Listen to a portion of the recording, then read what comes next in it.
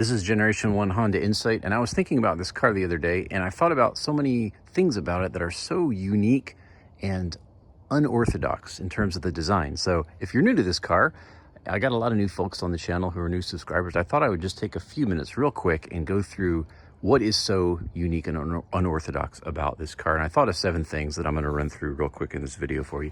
The first one is these rear wheel spats. This is a very unusual design.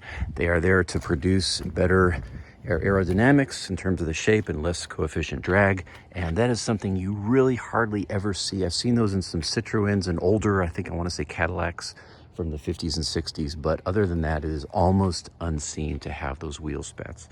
That's a very unusual design. The next thing about this car that's unusual is the fact that it's 2 seats. Very rare. Once again, you have a few cars with 2 seats, but not many. In the back, of course, we have wonderful storage space. And but the car only has 2 seats, which is very unusual. And I will say this is very, very spacious compartment in there that you get, and plenty of storage space also that this comes with. But 2 seats, unorthodox, and also that's one of the reasons this car was a commercial failure, because nobody wants a car with only 2 seats. Next thing, the third thing that makes it very unusual and unorthodox is the track width of the back axle is smaller than the front. It's around 1 inch. Don't quote me on that. But if you probably can't tell here, but maybe you can. But they did this for aerodynamics and gas mileage. So the front axle, the width, called the track width, is longer than on the back tires. And especially if you park the car on a line somewhere or on a board, you can tell that. But I can tell just by looking at it, because I've owned 5 of these. You can kind of tell from this angle, but very, very unusual to have a different track width in the front and back axle. Fourth thing is the flat back. This is just a very unusual design that just goes straight back, and that is something you just don't see. There's a few Priuses and stuff where you'll see that design, but it's very unorthodox to have just a completely flat back like that without any kind of bevel. So that is unorthodox. The fifth thing I noticed is this car has this really cool back window, which of course is a homage to the CRX. You can see in there, look at that. You can see what's in the back. And of course, if you're back here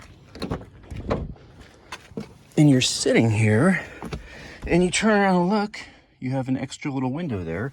And I have this oversized mirror that I've got for all my Insights in the past, because it lets you see both windows. So when I'm looking back through that rearview mirror, I have this huge viewing area from having both of those back windows.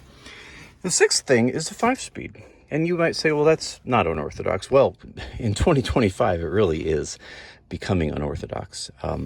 But back when this was made in 2000, the year 2000 through 2006 is when these were for sale. A 5-speed was more common, but it was very uncommon in a hybrid. In fact, there's only a few hybrids that have ever had the 5-speed option. I believe they're all Hondas. This car, the first generation Honda Civic, had a manual 5-speed, and then I believe the CRZ had a manual 6-speed. So very rare to have a 5-speed option in a car that is built for economy. And then the last thing I'll mention is just the gauge cluster. You do have normal things. You have your armrest area. Of course, this car comes with no armrest, but you do have your little center console. And over here, the glove box that has no gloves in it, radio, climate controls, blah, blah, blah. But over here, you start getting some things that are unorthodox. You have both window controls on the driver's side. And then you have strange buttons, such as this FCD meter. That's fuel consumption display. And then you have the dashboard. And the fact that this car is a digital dash is very unorthodox. And I will light it up and grab the key for you. And so nowadays, everything's kind of digital. Even like the gauges, like in this Mazda that we bought in 2019, even the gauges are digital. But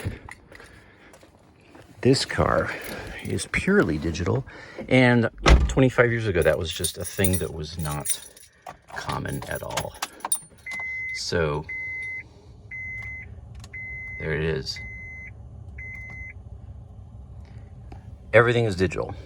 There's not a needle on there. Fuel gauge, battery gauge, charge assist gauges, your mile per gallon readout. I'm sitting at 70 right now for my lifetime over pretty good mileage on this car, and but everything is digital, and that was unusual back in the day. So that is just a quick conversation about some of the unusual design features, what I would call unusual and unorthodox about this car. And just thought about that and thought I'd make a quick video. I'm actually going to make a similar video on my Cooper because there's some real odd things about the design of that one too.